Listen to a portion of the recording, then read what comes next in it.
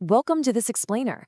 Today, we're diving into a real estate mystery that is honestly just wild.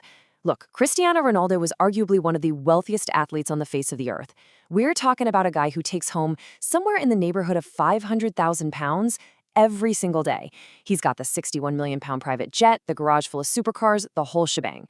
But despite having literally limitless resources, the man just cannot seem to secure a hassle-free home in Manchester, England. It's kind of baffling, right? How does someone with that much cash strike out so many times in the housing market?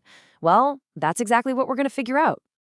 To give you an idea of just how chaotic this real estate journey has been, check out this incredible quote from Eduardo Mora. He's this renowned Portuguese architect who was brought in to design a mega mansion for Ronaldo during his first spell at Manchester United. Can you even imagine sitting in on those meetings? Mora literally had to talk one of the world's greatest football players out of putting a jacuzzi smack dab at the foot of his bed. Why?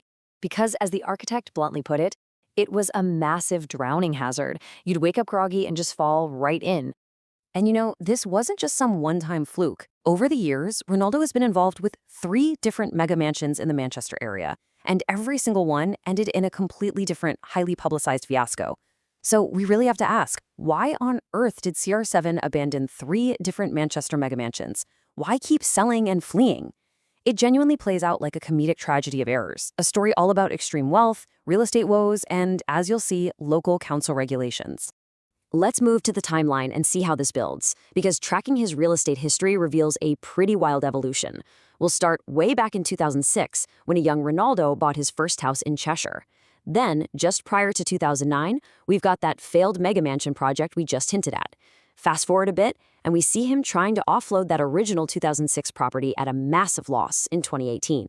And finally, we hit 2021, which features his blockbuster return to Manchester United and a truly rapid, panic-induced house swap. It's quite the journey, going from outlandish architectural demands to ultimately just prioritizing his family's safety. Strike 1, the jacuzzi bed blunder. So back during his first stint at Man United, Ronaldo was cementing his GOAT status and decided he wanted an absolutely epic, custom estate built from the ground up in the northwest of England. But, spoiler alert, the project died before ground was ever broken. The architect noted that Ronaldo was, well, completely unique to work with. He would literally pause design meetings every 15 minutes just to go train. Then, of course, you had those bizarre requests like the infamous jacuzzi bed hazard. But the absolute final nail in the coffin, this massive design required cutting down 16 protected cork oak trees. And local planners flat out refused to let him destroy them. Absolutely no way. The architect actually went to Ronaldo and told him they'd need to find a completely new plot of land to accommodate this massive house without touching those trees. Well, Ronaldo was absolutely not having it. He got super angry with his agent over the whole ordeal and essentially just declared, "I'm going to Real Madrid and I'm not building a house." And honestly, that's exactly what happened. This tree dispute angered him so much that he scrapped the entire ambitious project, packed up, and moved to Spain in 2009. Strike 2, selling at a loss. Let's step back just a second to the Cheshire property Ronaldo actually did live in during that first era. Back in 2006, he bought a stunning 5-bedroom mansion in the super wealthy enclave of Alderley Edge for £3.85 million.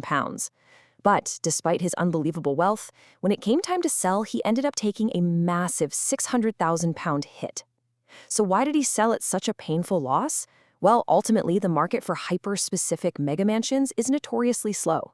Plus, he was highly motivated to just sever ties and officially move on from his past chapter in England. He ended up slashing the asking price down to £3.25 million just to finally get it off his hands. Now, he didn't just leave the place sitting empty all those years. While he struggled to find a buyer after moving to Madrid, he actually managed to rent the house out. And get this, his tenant was none other than his Manchester United teammate Luke Shaw. When Shaw joined the club from Southampton in 2014, he rented Ronaldo's old pad, complete with its indoor pool, steam room, hot tub, and cinema, for £7,000 a month, which is a nice bit of side income, but eventually, Ronaldo just wanted to be rid of the property for good. Strike 3, the noisy sheep myth. Fast forward to 2021. Ronaldo makes his highly anticipated, sensational return to Manchester United and moves straight into a brand new £5 million Cheshire estate. Now, what's really interesting about this slide is the sheer scale of the luxury he acquired. We're talking 23 acres of rolling fields, a private cinema, paddle courts, and a full-blown leisure suite. It was, for all intents and purposes, an absolute paradise. Yet, in a frantic, panic-induced scramble that caught the attention of the entire global media, he packed up his partner Georgina and their 4 kids, and they completely abandoned the place in less than a week. Crazy, right? This sudden move sparked an absolute media frenzy. Everyone wanted to know why he fled so quickly. And what followed was this truly fascinating contrast between a hilarious tabloid rumor on one hand and a very real, very sobering, practical danger on the other. First, let's look at the media rumor. The tabloids started claiming that this massive estate, which was nestled right out in the rolling fields, was situated a bit too close to local livestock.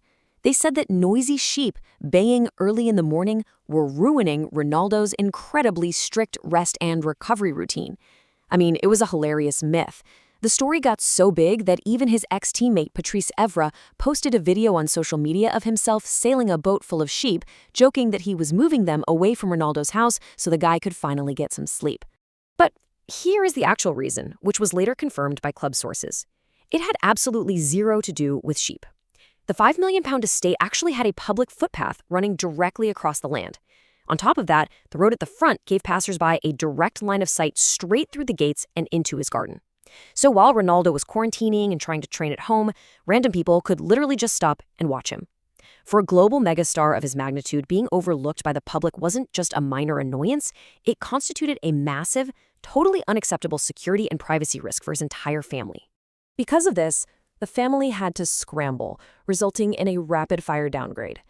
He completely abandoned that £5 million estate with the privacy risks and moved into a £3 million fortress-like property that was actually owned by Manchester United legend Andy Cole. Just notice the difference here.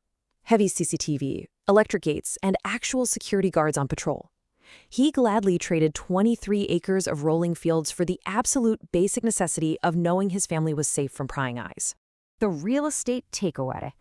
Looking back at a decade and a half of these mansion mishaps, the crucial point becomes crystal clear. Unlimited wealth simply cannot bypass local planning laws, nature, or public access.